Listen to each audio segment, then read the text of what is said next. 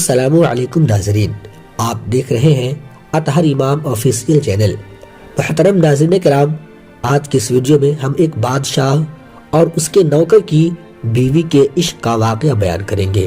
تو میری آپ سے مؤدبانہ گزارش ہے کہ اس واقعے کو مکمل طریقے سے سمجھنے کے لیے اس ویڈیو کو آخر تک ضرور دیکھیں، اور اگر آپ ہمارے چینل پر نئے ہیں تو چینل کو بھی سبسکرائب کر لیں۔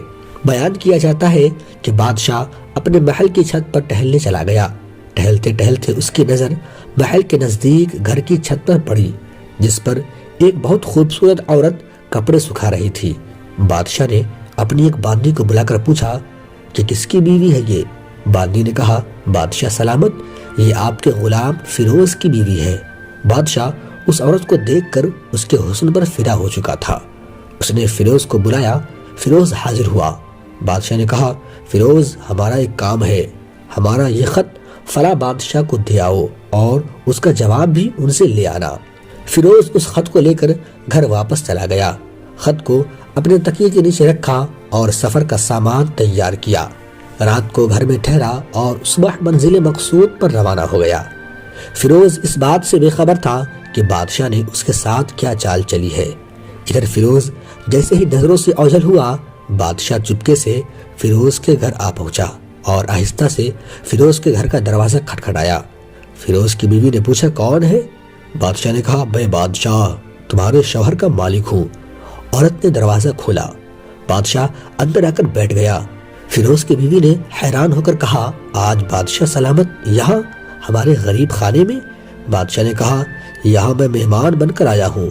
فیروز کی بیوی نے بادشاہ کا مطلب سمجھ کر کہا، میں اللہ کی پناہ چاہتی ہوں، آپ کے اس طرح آنے سے مجھے کوئی بھلائی نظر نہیں آ رہی۔ بادشاہ نے غصے میں آ کر کہا، اے لڑکی، کیا کہہ رہی ہو تم؟ شاید تم مجھے نہیں پہچانتی، میں بادشاہ ہوں، تمہارے شوہر کا مالک ہوں۔ فیروز کی بیوی نے کہا، بادشاہ سلامت، میں جانتی ہوں کہ آپ ہی بادشاہ ہیں، لیکن بڑے بزرگ کہہ گئے ہیں کہ شیر کو اگر جتنی بھی تیز بھوک لگی ہو لیکن وہ مردار نہیں کھاتا۔ اور کہا، بادشاہ سلامت، تم اس کٹورے میں پانی پینے آ گئے ہو جس میں تمہارے کتے نے پانی پیا ہے۔ بادشاہ اس عورت کی باتوں سے بڑا شرمندہ ہوا اور اس کو چھوڑ کر واپس چلا گیا، لیکن اپنے چپل وہیں پر بھول گیا۔ یہ سب تو بادشاہ کی طرف سے ہوا۔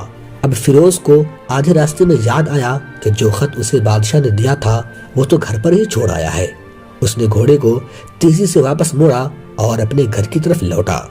فیروز اپنے گھر پہنچا تو تکیے کے نیچے سے خط نکالتے وقت اس کی نظر پلنگ کے نیچے پڑے بادشاہ کے چپل پر پڑی، جو وہ بادشاہ جلدی میں بھول گیا تھا۔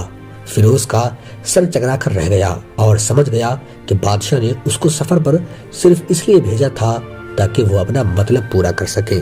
فیروز کسی کو کچھ بتائے بغیر چپ چاپ گھر سے نکلا، خط لے کر وہ چل پڑا اور کام ختم کرنے کے بعد بادشاہ کے پاس آ پہنچا تو بادشاہ نے انعام کے طور پر اسے 100 دینار دیے۔ فیروز دینار لے کر بازار گیا اور عورتوں کے استعمال کے قیمتی کپڑے اور کچھ تحفے بھی خریدے۔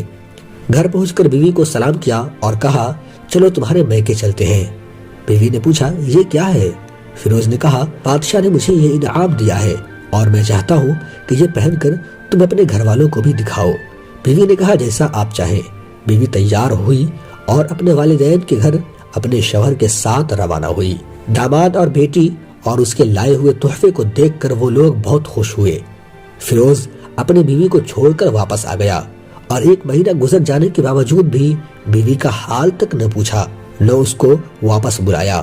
پھر کچھ دن بعد اس کے سالے اس سے ملنے آئے اور اس سے پوچھا، فیروز، آپ ہماری بہن سے غصے اور ناراضگی کی وجہ بتائیں یا پھر ہم آپ کو قاضی کے سامنے پیش کریں گے۔ اس نے کہا، اگر تم چاہو تو کر لو، لیکن میرے ذمہ اس کا کوئی ایسا حق باقی نہیں ہے جو میں نے ادا نہ کیا ہو۔ وہ لوگ اپنا کیس قاضی کے پاس لے گئے۔ قاضی نے فیروز کو بلایا۔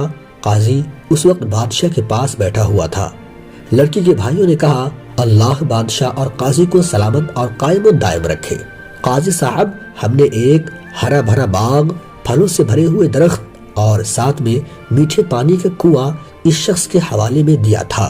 اس شخص نے ہمارا باغ اجاڑ دیا، سارے پھل کھا لیے، درخت کاٹ دیے اور کنویں کو خراب کر کے چھوڑ دیا۔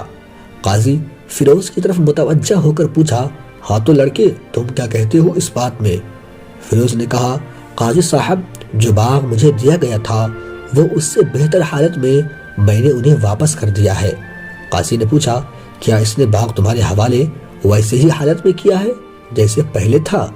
انہوں نے کہا، ہاں ویسے ہی حالت میں واپس کیا ہے، لیکن ہم اس سے باغ واپس کرنے کی وجہ پوچھنا چاہتے ہیں۔ قاضی بولا، ہاں فیروز تم کیا کہنا چاہتے ہو اس بارے میں؟ فیروز نے کہا، قاضی صاحب باغ کسی بغض یا نفرت کی وجہ سے میں نے نہیں چھوڑا، بلکہ اس لیے چھوڑا کہ ایک دن باغ میں آیا تو اس میں نے شیر کے پنجوں کے نشان دیکھے تو مجھے خوف ہوا کہ شیر مجھے کہیں کھا نہ جائے، اس لیے شیر سے بچنے کی وجہ سے میں نے باغ میں جانا بند کر دیا۔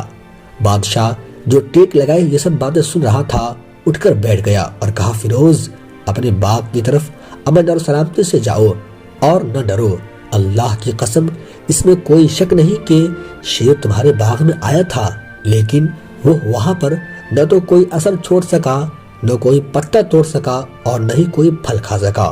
وہ وہاں تھوڑی دیر ٹھہرا اور مایوس ہو کر لوٹ گیا، اور اللہ کی قسم میں نے کبھی بھی تمہارے باغ کے قریب لگے مضبوط دیواروں جیسی دیوار نہیں دیکھی۔ فیروز اپنے گھر لوٹ آیا اور اپنے بیوی کو بھی واپس لے آیا۔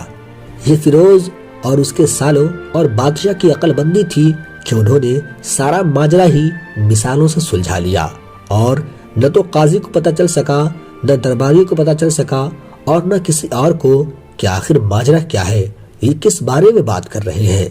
کیا خوب بہتر ہے اپنے اہل و عیال کے راز چھپانا تاکہ لوگوں کو پتہ نہ چلے، اپنے گھروں کے بھید کسی پر ظاہر نہ ہونے دیا کرے۔ محترم ناظرین، ہم یہ امید کرتے ہیں کہ آج کی ویڈیو آپ کو پسند آئی ہوگی۔ اگر پسند آئی ہوگی تو ویڈیو کو لائک کر کے اپنے دوستوں میں شیئر ضرور کریں، اور ابھی تک آپ نے اگر ہمارے چینل کو سبسکرائب نہ کیا ہے تو اسے بھی سبسکرائب کر دیں۔